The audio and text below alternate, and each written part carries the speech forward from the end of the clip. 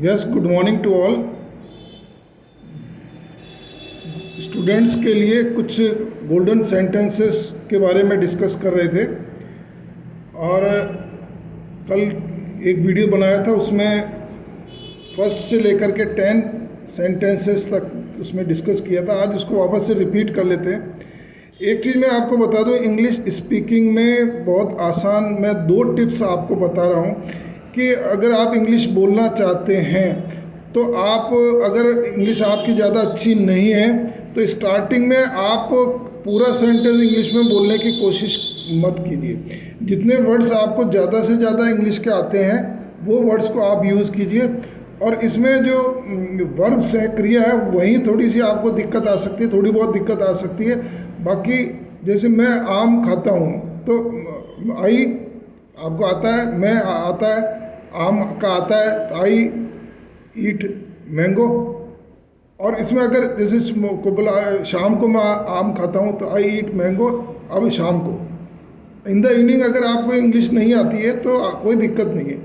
आप बोलने में अगर जैसे यूज़ करें कि भाई किताब दे दो, तो किताब की अगर आप बुक, मुझे बुक दे दो, आज इवनिंग में मुझे बुक दे देना। तो इस तरीके से जितने ज़्यादा से ज़्यादा वर्ड्स हिंदी के सेंटेंस में आप इंग्लिश में यूज़ कीजिए। पहला स्टेप ही है भाई, आप 4 सीढ़ी उलांग करके तो डायरेक्ट ऊपर चढ़ नहीं सकते, स्टेप बाय स्टेप आपको चलना पड़ेगा।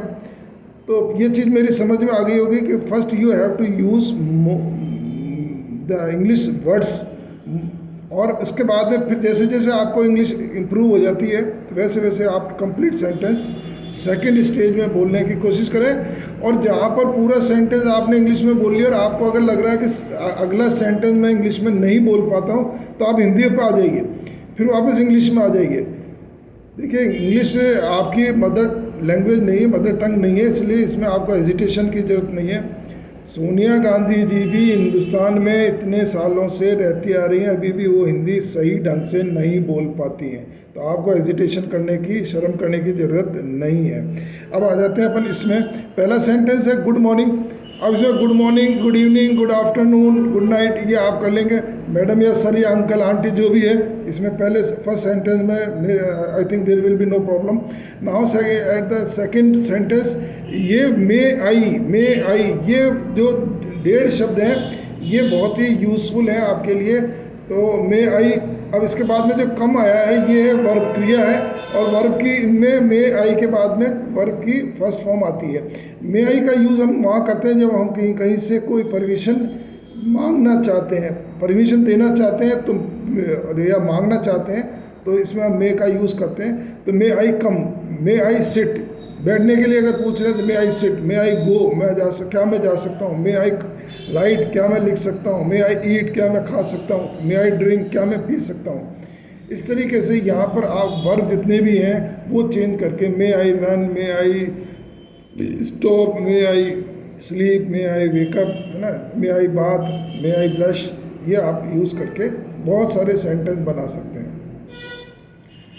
इसके बाद थोड़ा सा इसमें चेंज हुआ, मे आई स्टार्ट रीडिंग।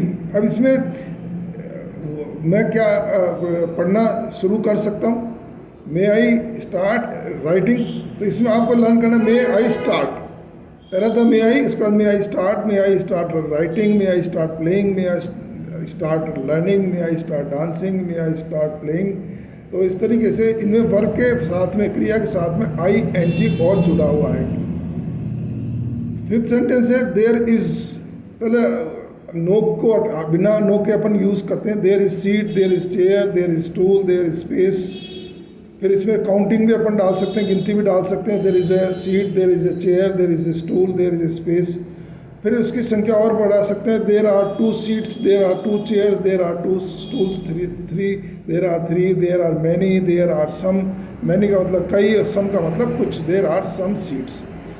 तो ये कोई भी चीज़ है उसके बारे में हम देयर का यूज़ करते हैं। देयर का यूज़ बहुत बढ़िया होता है। देयर का कोई भी चीज़ के लिए, किसी भी व्यक्ति के लिए अगर स्थिति के बारे में हम बता रहे हैं तो देयर का यूज़ किया जाता है। इसमें हिंदी में ये सेंटेंस नहीं होता है, ये थोड़ा ध्यान रखिए, इंग्लिश में ही ये होता है। अब द चेयर, किसी चीज़ की कोई विशेषता बतानी है कि वो साफ है कि पतली है, गोरी है, अमीर है, गरीब है, पुरानी है, नई है, तो कोई भी किसी भी प्रकार की कोई विशेषता है तो उसमें हम इज़ का यूज़ करते हैं। The chair is clean, the chair is proper, the chair is dirty, the chair is broken, इसका यूज़ करते हैं वर्तमान काल में। अगर भूतकाल है तो देयर वॉज का यूज़ हो जाएगा, there was a chair, there was a, the chair was clean, the chair was proper, the chair was dirty, the chair was high, the chair was short, the chair was small, the chair was big.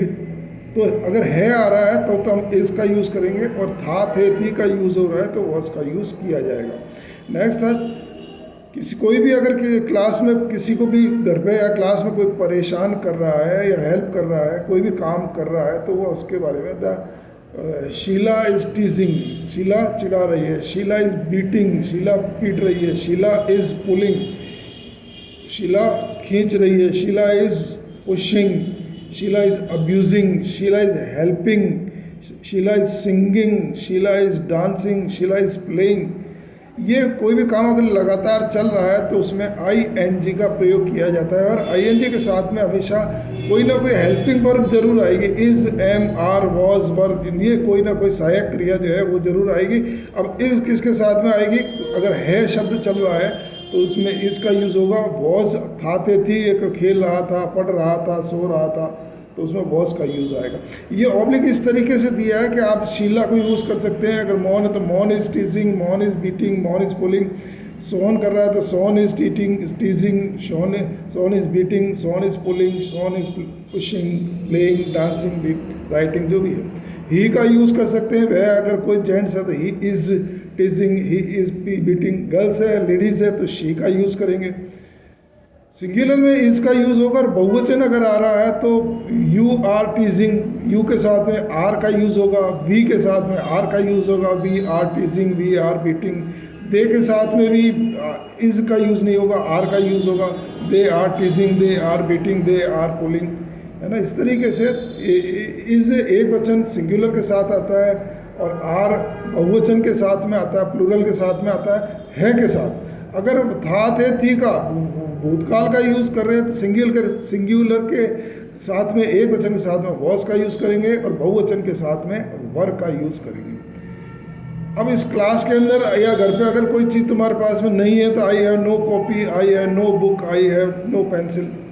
है तो no का use नहीं होगा। आई है copy, आई है book, आई है pencil, आई है pen. Have का यूज़ तब करते हैं जब आपके पास में कोई चीज़ की का स्वामित्व है, कोई चीज़ आपके पास में है, पोजीशन है, तो आई है बुक, आई है पेंसिल, ये यूज़ होगा। अगर एक से ज़्यादा है तो I have 2 copies, I have 2 books, I have many books, I have many pencils, I have some pencils, I have many pens.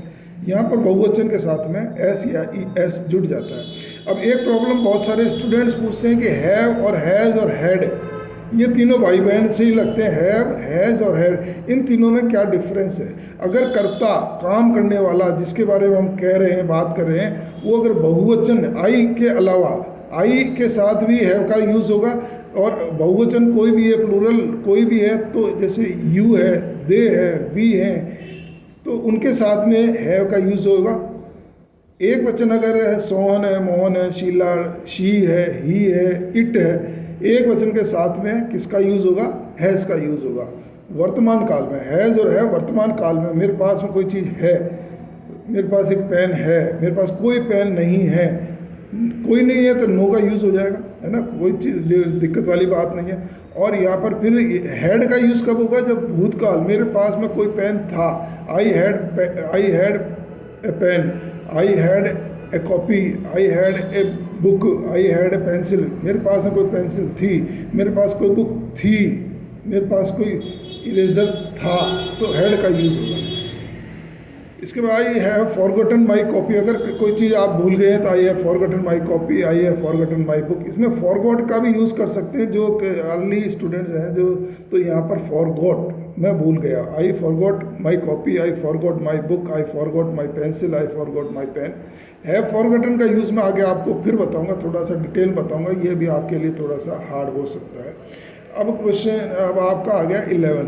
Someone has stolen, कोई किसी ने कोई मेरी चीज़ चुरा ली। Someone stole my book, stole का भी यूज़ कर सकते हैं। तो स्टील, स्टोल, स्टोलन, ये वर्ब की first form, second form, third form, किसी ने कोई चीज़ चुरा ली। टेकन का भी यूज़ कर सकते हैं, स्टोलन थोड़ा सा खराब लगेगा। Someone has taken my book, किसी ने मेरी किताब ले ली है। समवन टुक माई बुक, इसमें मैं टुक भी कर देता हूँ, तो आप टुक का यूज़ करेंगे ज़्यादा ठीक रहेगा। टुक, TOOK। Someone took my pen, किसी ने भी कोई चीज़ ले ली है, तो समवन टुक माई बुक। अब देखना इसमें बहुत सारे सेंटेंस किस तरीके से आप बना सकेंगे। मैं बेस आपको सिखा रहा हूँ, उसके बाद में आप सेल्फ खुद ही बहुत सारे सेंटेंस बना सकेंगे। Someone took my book, someone took my copy, someone took my pen, someone took my pencil, someone took my copy, someone took my bottle. समझ में आ गया कि पेन लिया, कि पेंसिल ली, कॉपी ली, किसी ने कोई चीज़ ले ली। अब आपको पता है ये समवन में तो तब यूज़ होगा समवन को, किसी ने। अगर आपको पता है कि मोहन ने लिए, तो Mohan took my book, Mohan took my copy, Mohan took my pen, Mohan took my pencil. Sohan ने लिया है तो Sohan took my book, Sohan took my pen, Sohan took my pencil, Sohan took my copy. He, अगर वह जैसे इशारा करके आप बता रहे थे, he took my book, he took my copy, he took my pencil. लड़की है, गर्ल्स है, लेडीज़ है, तो ही की जगह she took my book, she took my pencil, she took my copy, she took my bottle. इस तरीके से आप बहुत सारे सेंटेंस बना सकेंगे। हैज़ जो थोड़ा सा इंटेलिजेंट है, जिनको यूज़ आता है, तो वो हैज़ स्टोलन का यूज़ भी कर सकते हैं कि ले चुके हैं। इन दोनों में बहुत थोड़ा सा ही फ़र्क है। टुक यानी लिया, और हैज़ टेकन का मतलब ले चुका है। तो 19-20 का फ़र्क है। इससे कोई इंग्लिश स्पीकिंग में कोई ज़्यादा ग्रामेटिकल दिक्कत नहीं है। तो आप ये लर्न कर लीजिए कि ये बेसिक सेंटेंस आप याद कर लीजिए। है टुक, someone took, someone took, someone took, someone टुक। अब कोई चीज़ खाली है तो someone at my book, someone ate my food, someone ate my mango, someone ate my sweet, someone ate my biscuit, someone ate my chocolate।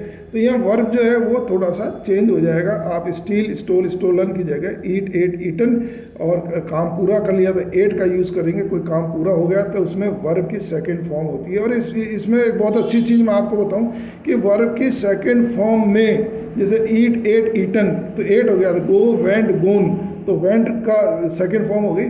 Second form में सबसे बढ़िया चीज़ ये है कि इसमें न तो एक वचन का फर्क पड़ेगा, ना बहुवचन का फर्क पड़ेगा, ना सिंगुलर का, ना प्लूरल का, ना फर्स्ट पर्सन, ना सेकंड पर्सन, ना थर्ड पर्सन। सब में वर्ब की सेकंड फॉर्म लगेगी। फर्स्ट फॉर्म में जरूर एस या ईएस का फर्क पड़ जाता है, सेकंड फॉर्म में there will be no problem. अब नेक्स्ट है I could not complete. I could not complete, मैं पूरा पहले हम कंप्लीट देख लेते हैं, कुड नॉट को बाद में करेंगे। आई complete my CW, I complete my SW, I complete my, तो मैं पूरा काम पूरा करता हूँ तो आएगा आई कंप्लीट। अगर पूरा कर लिया, I completed my CW, I completed my SW, I completed my work, I completed my homework. तो ये अगर करता है, डेली करता है, तब तो कंप्लीट आएगा, आई कंप्लीट माई CW, रोज़ करते हैं। अगर आपका काम पूरा आज कर लिया है तो आई कंप्लीटेड, डी इसके अंदर और जुड़ जाएगा, आई कंप्लीटेड माई CW। अगर कंटिन्यू में आप चल रहे हैं, मैं अभी काम पूरा कर रहा हूँ, I am completing my CW, I am completing my SW, I am completing my food, I am completing my game. तो ये एम कंप्लीटिंग यानी मैं पूरा कर रहा हूँ। अब यहाँ पर कैन का यूज़ बता देता हूँ, कुड का फिर लेते हैं। I can not complete my CW, मैं मेरा काम पूरा नहीं कर सकता हूँ। कैन का यूज़ होगा, आई can not complete my SW, मैं मेरा SW का काम पूरा नहीं कर सकता हूँ। कोई प्रॉब्लम देर में भी एनी प्रॉब्लम। तो अगर वर्तमान काल में है तो इसमें कैन का यूज़ करेंगे। अगर भूतकाल में आप कर रहे हो तो कैन की सेकंड फॉर्म होती है कुड।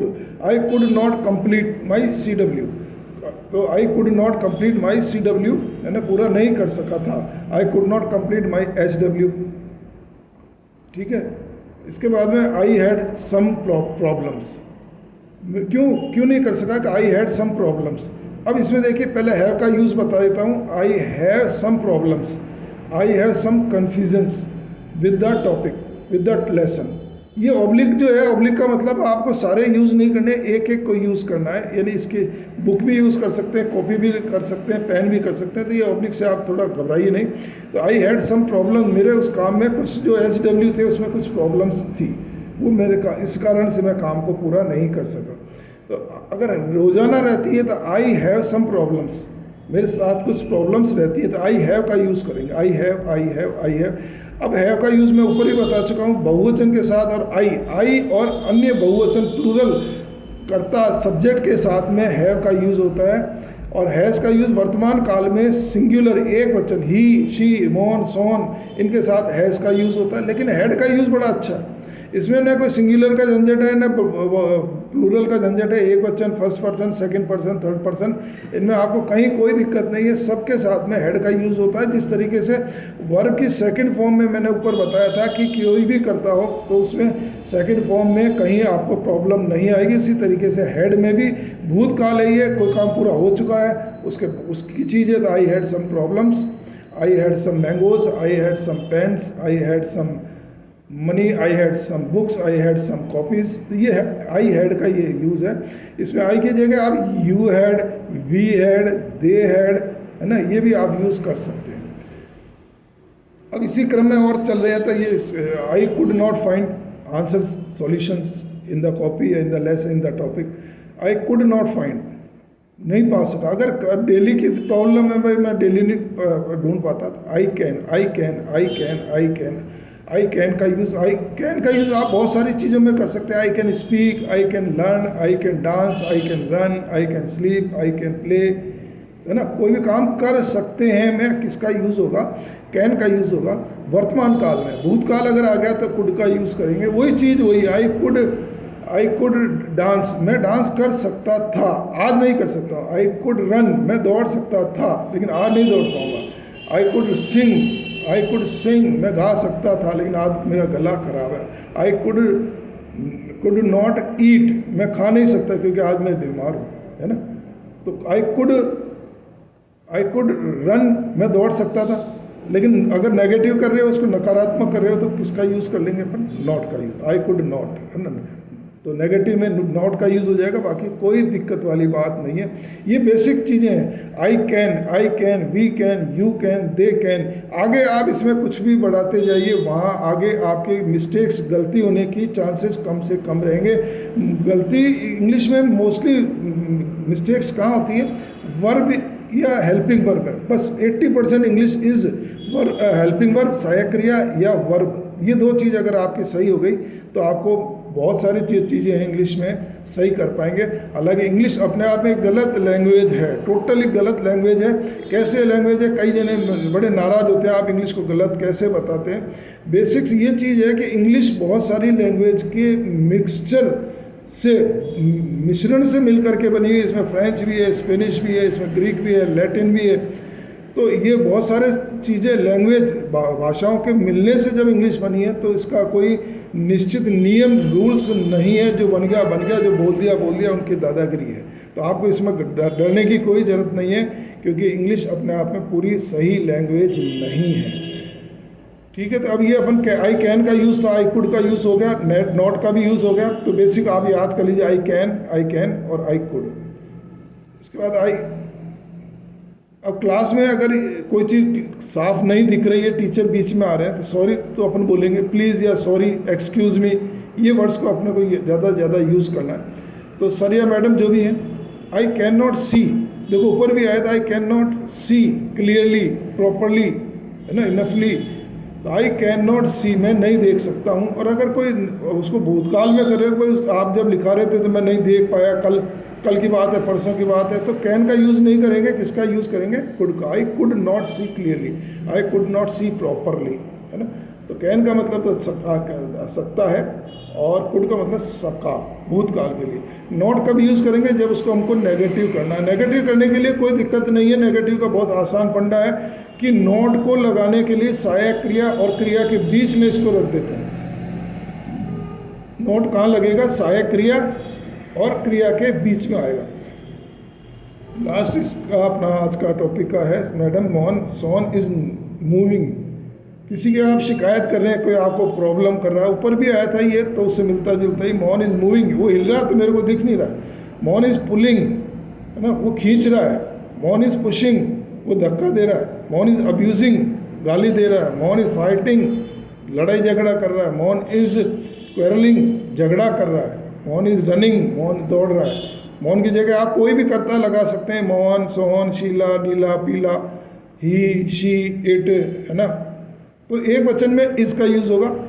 बहुवचन अगर आ रहे हैं, दे है, वी है, यू है ना, बहुवचन दे, तो दे आर, सिंगुलर के साथ में इसका यूज होगा। बहुवचन के साथ में आर का यूज होगा वर्तमान काल में, ठीक है ना। मॉन क्या, we are moving, you are moving, they are moving, है ना। पुलिंग, खींच रहा है। पुशिंग, धक्का दे रहा है। और अगर भूतकाल को अगर इसी में आप कर रहे हैं तो देखिए केवल आपको क्या करना है, ये इसकी जगह, इस एम आर की जगह आई, एम के साथ, आई के साथ में एम लगेगा, एक वचन के साथ इज लगेगा, और आर बहुवचन कर्ता के साथ में लगेगा। अगर भूतकाल आ गया है, पास्ट टेंस आ गया, तो उसमें वॉज या वर का यूज़ करेंगे। एक वचन के साथ में वॉज होगा, man was moving, man was pulling, man was pushing. और बहुवचन अगर आ गए, they were moving, they were pulling, we were pulling, हम खींच रहे थे, हम धक्का दे रहे थे। वॉज या वर का मतलब ये होता है। तो ये बेसिक सेंटेंसेस आपको पूरे सेंटेंस याद नहीं करने हैं। देखिए आपको 4-5 चीज़ें आई है इसमें। मे आई, और अगर परमिशन दे रहे हैं तो you may go, you may ride, you may come, you may sleep, you may laugh, you may sing, you may, है ना, यू मे। अगर आप किसी को परमिशन दे रहे हैं तो आई मे आई का यूज़ हो गया। May I start plus verb plus ING, दूसरा सेंटेंस बन गया मे आई स्टार्ट। याद कर लीजिए अभी साथ के साथ में। थर्ड जो है देयर इज का यूज़ होगा, देयर इज, और नो भी लगा सकते हैं। अगर है तो देयर इज का यूज़ होगा, there is seat, there is pencil. अगर नहीं है तो नो का यूज़ होगा। एक वचन में इस का यूज़ होगा और बहुवचन में आर का यूज़ होगा। उसके बाद में अगर कोई परेशान कर रहा है या कोई भी कुछ काम कर रहा है तो is eating, is beating, is pulling, is pushing, is abusing, ये यूज़ होगा। आई have, I have, I have, I have, है ना, आई हैव। अच्छा, एक फॉरगॉट का यूज़ कर सकते हैं। I forgot, I forgot, I forgot, I forgot. Someone took, someone took, someone took, someone took, और याद हो जाता है has taken, has taken, has taken भी कर सकते हैं। I can not complete, I could not complete, I can not complete, I could not complete, I can not complete, I could not complete. ये जो अंडरलाइन में दिए गए हैं ये आपको थोड़ा सा रिपीट करने हैं। आप धीरे धीरे ऑटोमेटिक इंग्लिश स्पीकिंग करने लग जाएंगे। I had some problem, I have some problem, तो हैड और हैव का यूज़ है। I have, I had, I have, I had, I have, I had. इसके बाद I can not find, I could not find, I can not find, I could not find, I can not find, I could not find. ये भी इसी तरीके का है आपका। तो इस तरीके से ये आपका आज का टॉपिक पूरा हुआ। अगर थोड़ी सी आप हिम्मत रख लेंगे तो निश्चित रूप से आप इंग्लिश स्पीकिंग में बहुत शानदार इंग्लिश बोलने लगे। अभी तो इट इज़ जस्ट स्टार्टिंग। आप खेल देखना, बहुत ही इजी तरीके से आपको English grammar, English speaking without using any grammar, without using any tense, without using any translation, you can start speaking English. अगर आपको कोई प्रॉब्लम है तो ये मेरे फ़ोन नंबर है, आप नोट कर लीजिए 9352997833। व्हाट्सएप पर आप कोई भी प्रॉब्लम है या कमेंट्स में आपको कोई भी प्रॉब्लम है तो आप डाल सकते हैं। Thank you very much.